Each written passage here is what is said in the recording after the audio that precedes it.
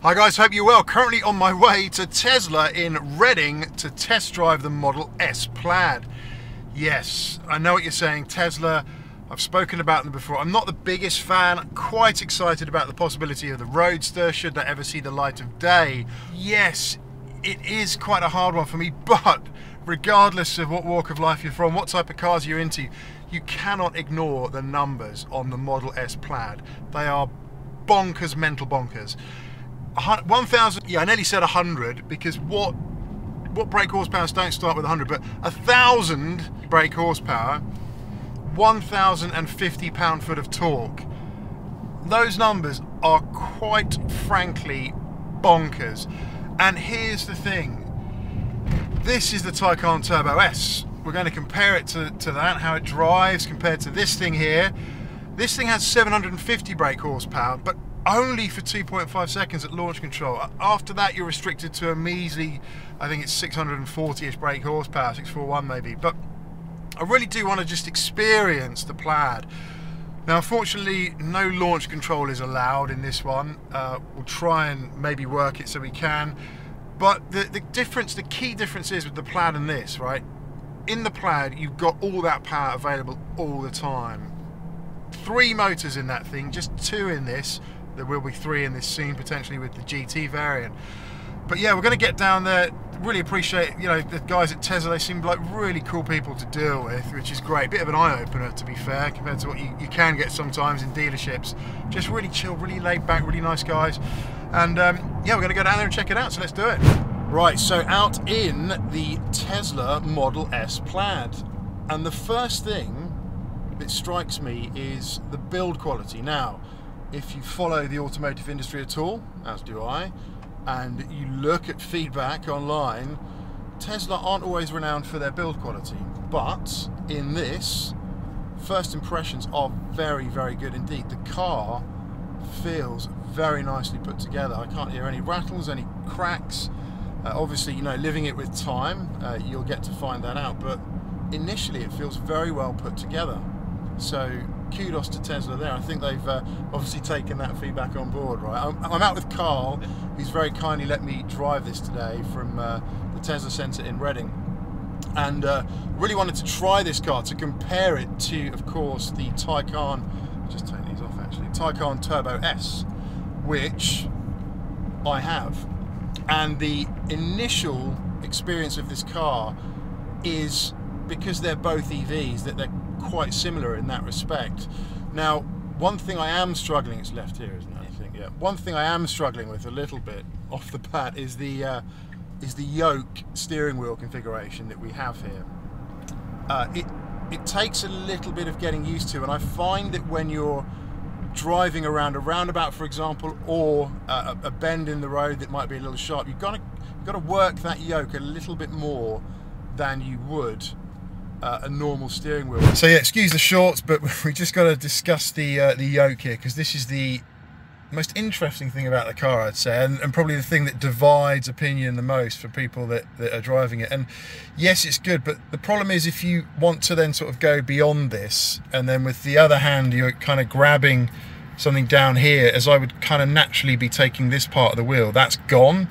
So it becomes a little bit bizarre, and it's basically got the same travel as a normal steering wheel, but it's a yoke, so you get used to it. And Carl was kind of saying that a way you can is to get it around corners easy is grab the bottom and move it like that. So the problem is, if I swap hands again, the problem is it just feels a little bit unnatural, I think, when you're used to sort of going around a track maybe to be holding a wheel at that angle. But you can make it work, I think, is the one I like. And of course you can get it changed to a traditional wheel as well, so worthy of note. But it's a really, I wonder why they decided to go just for coolness factor, I think, knowing the guy that owns these. Yeah, I think being a bit different, yeah. You know, and I say we're actually starting to see a lot more of these supercars starting to, you know, take on the yoke steering wheel as well. I would hope that the yoke would turn the front wheels more for the input of the yoke, and I think Honda have come up with a solution for that, so that the yoke will change the amount the front wheels steer depending on the speed you're doing. So maybe we'll see that in the future, because it's just software, really, isn't it? Yeah, exactly. And I think that one of the things that obviously Tesla is always standing with is the fact that we are constantly taking on feedback. But it's a very nice place to be, I have to say. It feels massive. It is a heavy car. The acceleration is absolutely ballistic, and that's why I wanted to try this, right? So the Taycan has, struggling with the indicators a little bit here. There's very little buttons, no stalks or anything like that in this car. But the Taycan, as you may know, has 2 electric motors, 750 brake horsepower. But that 750 brake horsepower is only available at launch. Otherwise, you've got a measly 640. For a heavy car, it is not that much. Honestly, for a car that weighs 2.3 tons, it really isn't.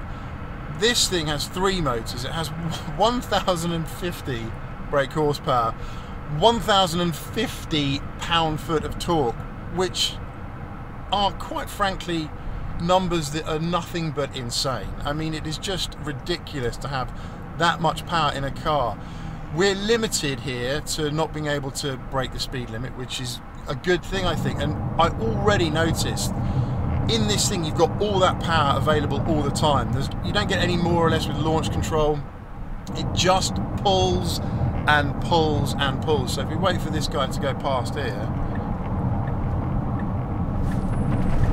it's just brutal with the acceleration in it. It's warmed up a little bit now. It wasn't quite giving us this when we first left. I think the batteries might need to get up to temp, etc. But what is really scary about this thing is, you know, it is just going to keep going. And the quarter-mile times and drag times you've seen for this thing quite simply reinforce that fact. It's just going to pull.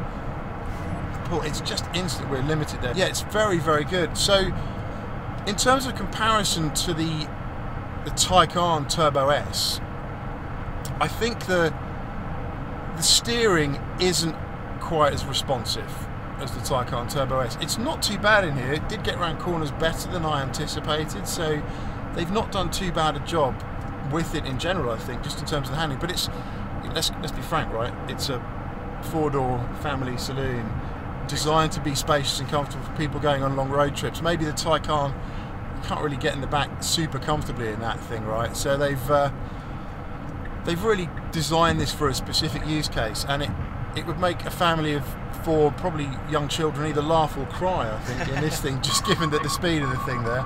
It's alerting me that I'm getting a bit close to that line now, I think. Left-hand drive, yeah, so we need to talk about that. You can only get this in the UK in a left-hand drive flavour right now. There's no plans to make this right-hand drive, right? Yeah, not currently at the moment. But the interior is minimal.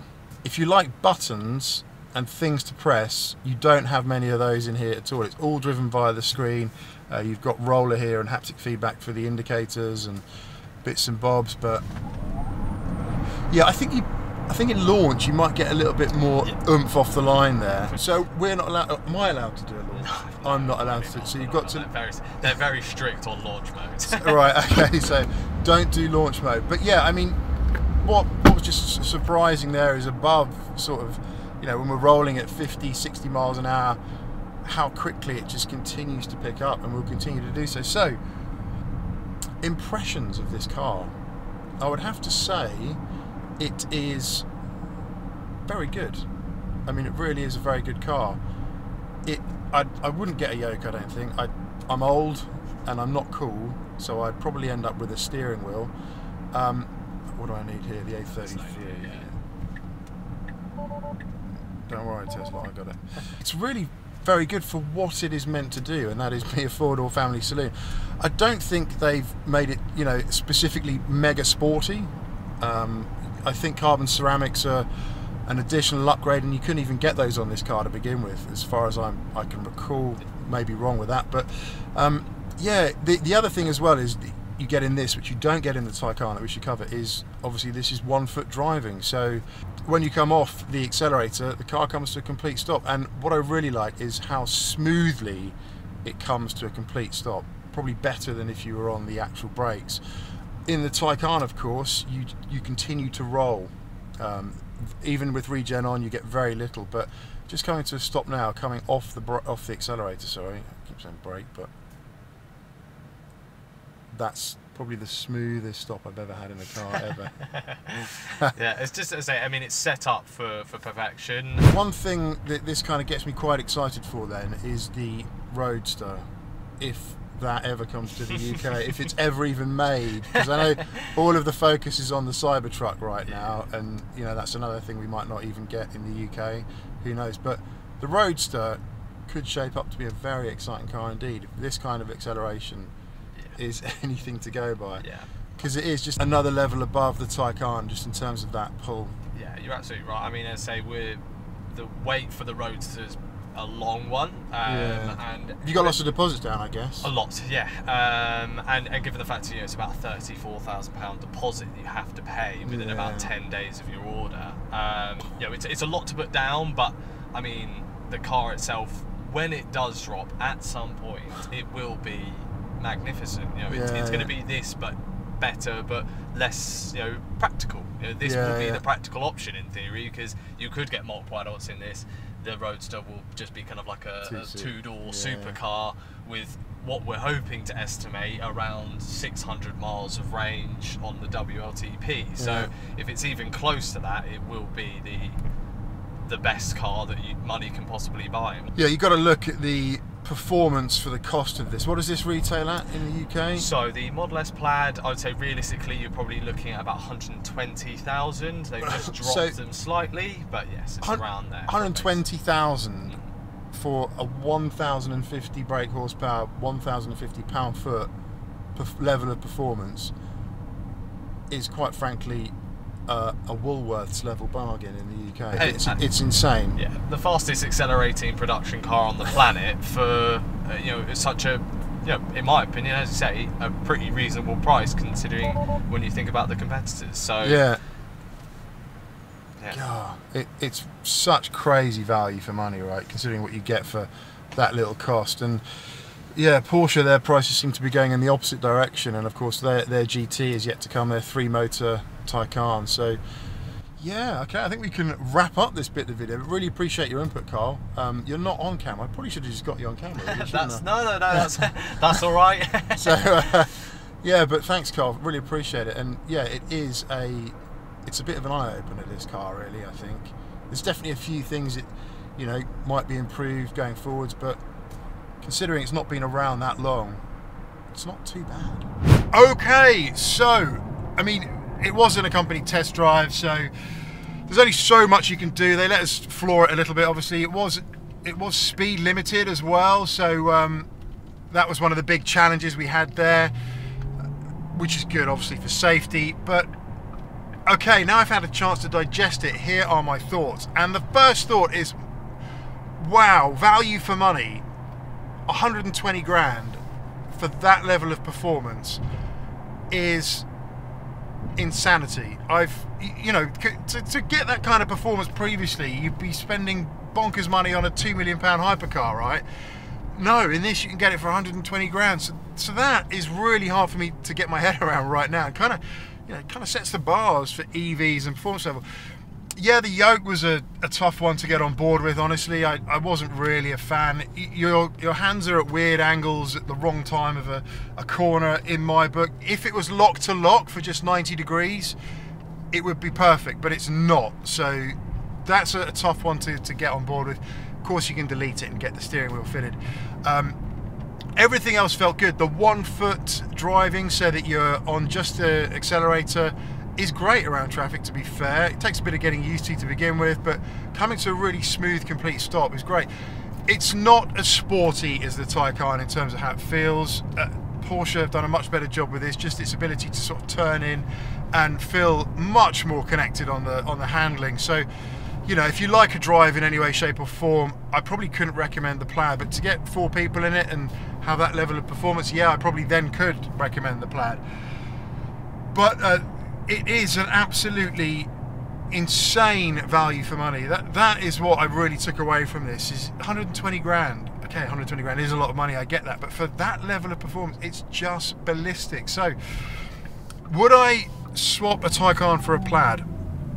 No, I wouldn't, I don't think. The Plaid it's a great car. The lack of buttons everywhere, everything's sort of press, haptic feedback, no stalks, just the sort of little things that I just like in a car. But it's personal preference. I'm not cool, I'm old, right? So it's personal preference. If you're different and you like that kind of thing, then absolutely, you know, why wouldn't you go for that car, especially when it represents that level of value?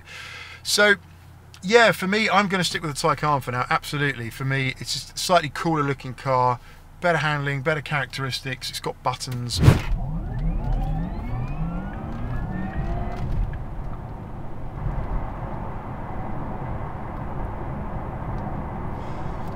One other thing, yeah, it does actually make this feel a bit slow, which is crazy to say that. You know, this is a very fast car, but the Plaid just had that wall of torque. It was brutal wall of torque as soon as you put your foot down.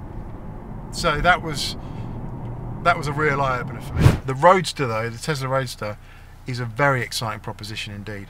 That's it for this one. Stay safe, stay well. See you in the next one. Bye for now.